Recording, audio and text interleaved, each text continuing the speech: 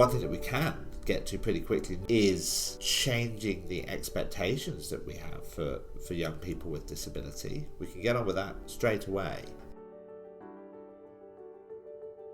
G'day, I'm Deborah Caldo, and welcome to the Red Giraffe Solutions Expanding Worlds podcast, where we aim to support you as you help your young person with additional needs plan for their future. A future where they are safe, secure, and live a rewarding and fulfilling life. From around the world, I share stories and share solutions from people making this possible right now. I'm a parent of a young person with additional needs, so I understand the challenges. Many of the people I've interviewed on this podcast have already helped me design a better future for my daughter, and I hope that they might help you as well to imagine what's possible for your young person. In last week's episode with Peter Bacon, the CEO of Disability Employment Australia, we talked about inclusive employment. This week we broaden the discussion and talk about segregated schooling and the impact that has on employment expectations and opportunities. As I said to Peter, my daughter went to a specialist school after a pretty challenging 5 years in mainstream, where she was bullied, which was the more obvious result of the ignorance of people around her. But I think just as disheartening was the hidden discrimination, if that's the right way to describe it, the not being invited to birthday parties, the not being told about events, that sort of thing. I doubt there's anyone with a child with additional needs who doesn't have their version of this story. The choice of mainstream versus specialist schools is an emotive topic, because there is so much to consider, and we know that whatever choice we make, it has negatives. If we opt for a specialist school, then we're separating our children from a wider community. But if we put them in mainstream, we are putting them into a wider community of people who may frankly lack the knowledge and resources to support them as they deserve to be supported. Disability Employment Australia is an industry body, so one of their roles is to try and influence government policy in the right direction. As part of that, they are looking at the findings of a recent 4.5-year Royal Commission investigation into the experience of disabled people in Australia and making recommendations for the way forward. You can probably already imagine the findings weren't all positive, but it certainly created a lot of debate, which hopefully can create action and lead to change.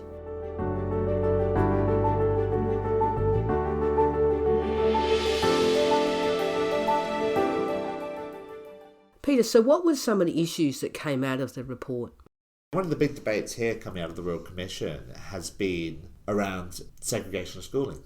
And it's just such a fascinating debate because, you know what, you can have equally well-informed people with equal amounts of good faith and they can draw views which are implacably opposed to each other. And that's so interesting because you've got, and we saw this actually, the Disability Royal Commission itself were divided on this question of whether we should desegregate schools, whether you have special schools and not special schools, or whatever you want to call them.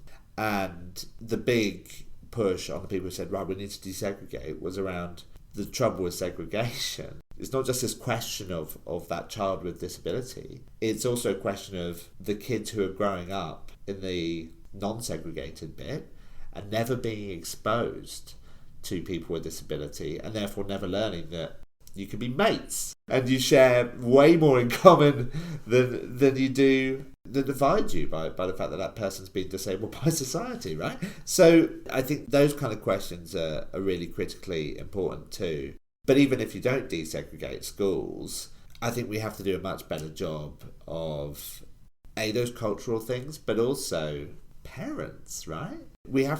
Parents have to be better at saying, well, actually, that person in a wheelchair is the same as us. They just happen to get around in a different way, right?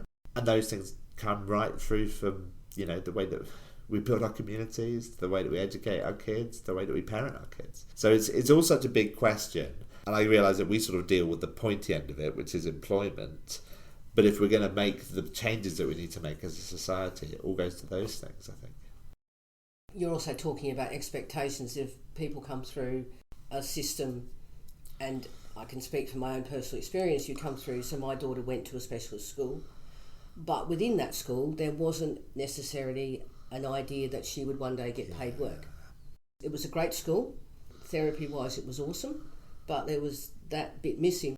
So I see there's two sides to that. There's the everybody getting to know people who have a disability, which I 100% think is fundamental to the changes society, employment, everything. Because I think you're right, people work with someone with a disability and they're worried that they're going to say the wrong thing. Yeah. And as you rightfully say, it's just a person.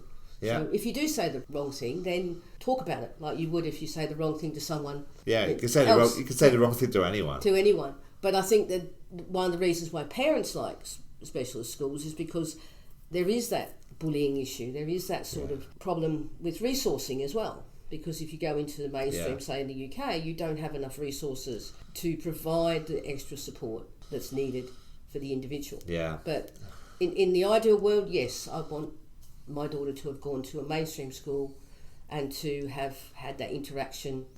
And now we're working really hard to put her back into the world, if you like, because she's been separated from the world and now she's going back through employment, making friends and doing those things that she should have naturally just had like my older daughter.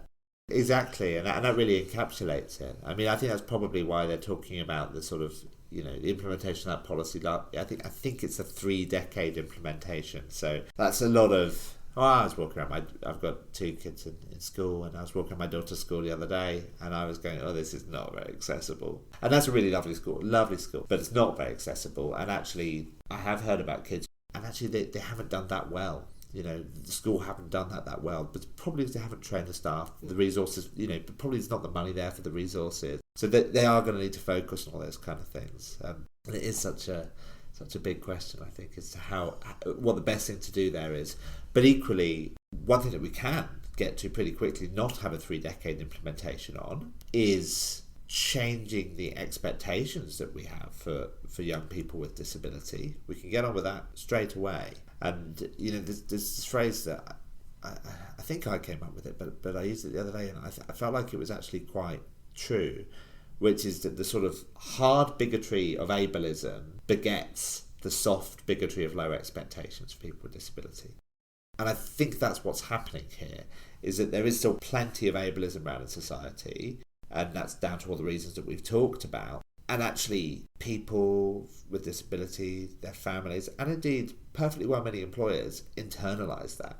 And even though they might not be, you might not say, that's an ableist person themselves. Certainly the person with disability probably isn't ableist. But it changes what they think they can achieve in their life and society, the fact that they're growing up in that ableist society, and their expectations of themselves and what they can achieve. That's the kind of thing that we have to unpick as service providers, as you suggest. And that's a lot to unpick some of the time. To say, someone comes to you and said, look, I've been written off my whole life because, whatever, I'm neurodivergent or I have a mobility requirement. I've been written off, including a bit by people who I love, including maybe a little bit by myself. And we're having to go, well, actually, last week, I just placed somebody with equally high obstacles to work as you, and they're doing brilliantly. But it takes time to unpick all of that, and it takes time to get on the front foot with that, and that's a really hard thing. Where if it was actually the expectation was higher earlier, we could do more faster, I think. I've always felt that it's also about visibility, because when you see someone in the workplace with a disability, then it starts to become, I'm not going to use the word normal, but it starts to become ordinary. Yeah. And when it becomes ordinary, then other people will think that, okay, it's an option for me. We can do that. So it's about visibility, it's about normalisation. Those things are critically important. But then it's also about, and this is where we get to, it's so much a bigger question than just employment. If we did a better job culturally of representing those kind of examples, that would be helpful too. So, every time you see, obviously you do see people with disability in things like films and TV, but it's always, here's this person who's entirely defined by their disability. Not, this is just a person and they happen to have a disability. And if we can start doing that too, that would also be really helpful in terms of actually, sometimes people are looking at people with disability and just seeing their disability, but, well, that's how they're represented in culture, right? So it's also how, until we get a better job of educating our kids about it, that's part of it too. So it's always so much a bigger question than just employment.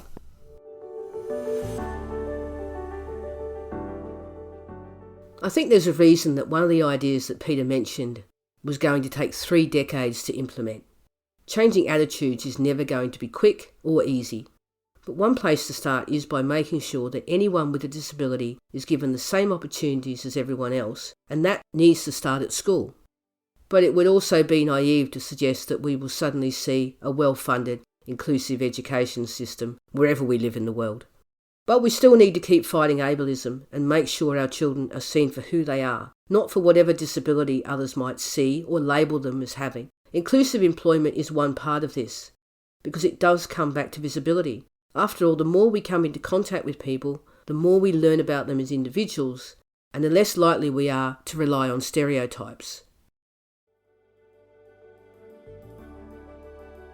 I just wanted to say thank you for taking the time to listen, and I hope that the stories and the solutions shared on here help you as you support your young person to create their future.